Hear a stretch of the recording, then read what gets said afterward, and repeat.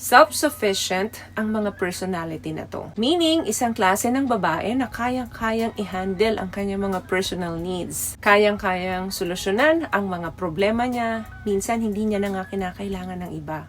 Maitim ba skin? Underarm at singit mo? K-Skin ang bahala sa'yo. Premium ang ingredients, paraben-free and sulfate-free, and FDA-approved, kaya safe for everyone. With K-Skin, ibalik ang alindog mo.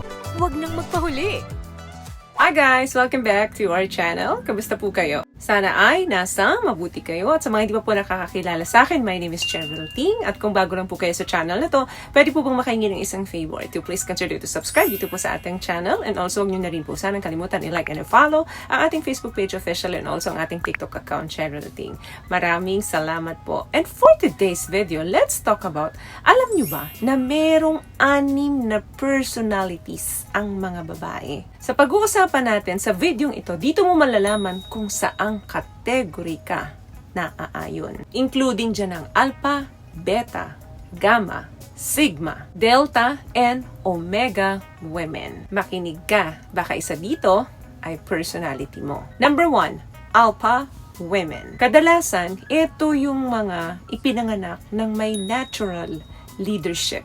Bakit? Kasi very confident sila, very assertive sila, ambitious and energetic. Nag-iisip ka pa lang ang mga alpha women na una na, maaring ini-execute na nila kung ano yung iniisip mo pa lang or maaring tapos na sila. Madalas, 2 step ahead siya. Kahit mag-isa yan sa laban niya, kayang-kaya niya. Madalas din sila yung mga taong independent. So meaning wala ito sa month, sa day, or sa taon ng kapanganakan mo, or kahit na sa zodiac signs mo. Dahil ito ay personality mo na pwedeng na-inherit mo or pwede namang nabuo sa pagkatao mo. Number 2, Beta women. Sila naman yung mga tipo ng babaeng very supportive.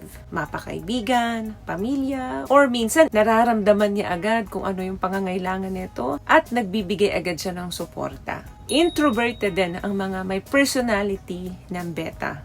Okay lang sa kanila kahit mag-isa sila. Yung hindi siya napapalibutan ng crowd or maraming tao. Dahil ang mga beta women ay very supportive, madalas sila yung nagiging katiwala or nagiging assistant ng isang alpha. Kasi very loyal and helpful ang mga beta women. Kasi ayaw nila ng mga conflict or mga problems. Another thing, ito naman yung mga gamma personality. Independent din ang mga may personality ganito. And also, introspective. Sila yung mga tipong mapag-isip.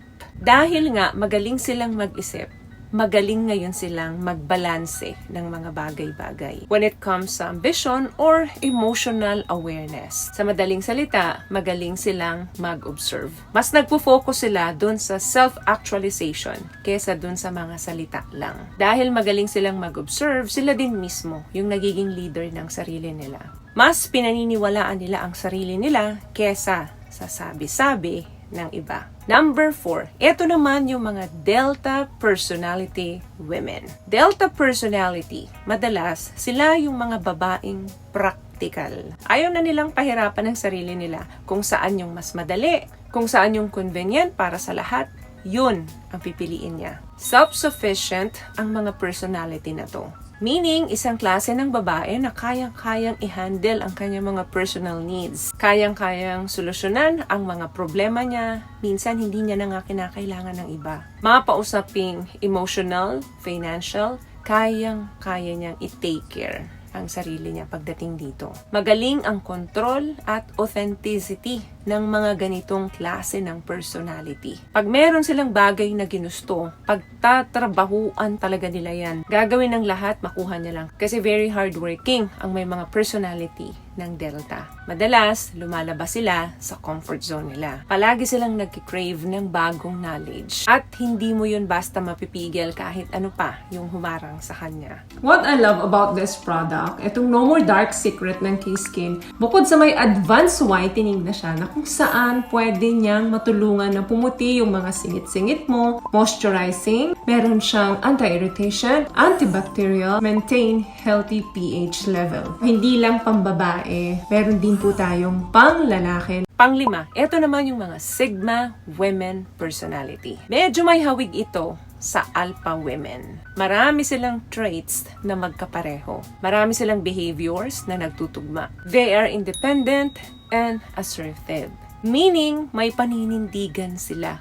Ang mga Alpha, pwede silang mas lumago, mas ma-improve kapag napapaligiran sila ng maraming mga professionals, maraming taong puno ng knowledge. Ang pinagkaiba ng Sigma is kaya nilang mag-work alone. Mas nakakapag-concentrate sila kapag mag-isa sila. Hindi sila namomotivate kapag ka napapaligiran sila ng maraming tao. And last one, eto naman yung mga Omega personality ng mga kababaihan. Medyo pareho ang traits, ang behavior neto sa Beta personalities. Bakit? Kasi pareho silang introverted and introspective. Kaya lang, mas doble ito. Mas malalim ang personality niya when it comes sa pagiging introverted. Hindi basta-basta nagtitiwala ang mga Omega. Madalas, konti lang or isa, dalawa ang mga kaibigan lang niya na masasabi niyang kaibigan. Malalim ang definition sa kanya ng mga bagay-bagay. Pag sinabi niyang kaibigan, meaning napatunayan na yun ng maraming taon bago niya i-consider yung isang tao na kaibigan niya talaga. Ang pinaka-comfort zone niya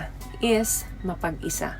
Doon niya nakakamit ang katahimikan. May napapansin ba kayo na kaibigan nyo or baka kayo na gustong-gusto nila nagto-travel ng mag-isa sila? Gustong-gusto nila nang nasa loob lang ng kwarto nila. Minsan kayo na yung nag-aalala dahil okay lang ba siya? Dahil minsan ayaw niyang lumalabas ng kwarto or sumasama sa inyo. Kasi nga, introverted siya. Pakiramdam niya sa tuwing lalabas siya na uubos ng mabilis ang energy niya. Every time na nakikihalubilo siya sa maraming tao, pagod na pagod siya. Wala doon ang comfort niya. Pakiramdam niya, chaos kapag maraming tao, maraming ingay sa paligid niya. So, alin ka sa 6 na personality na yan? May nakuha ka bang tips sa mga napag-usapan natin ngayon? At kung nagustuhan mo ang ating video, please give it a thumbs up, comment down below, and also share this video na rin po sa mga kaibigan na sa tingin niyang matutulungan ng video natin.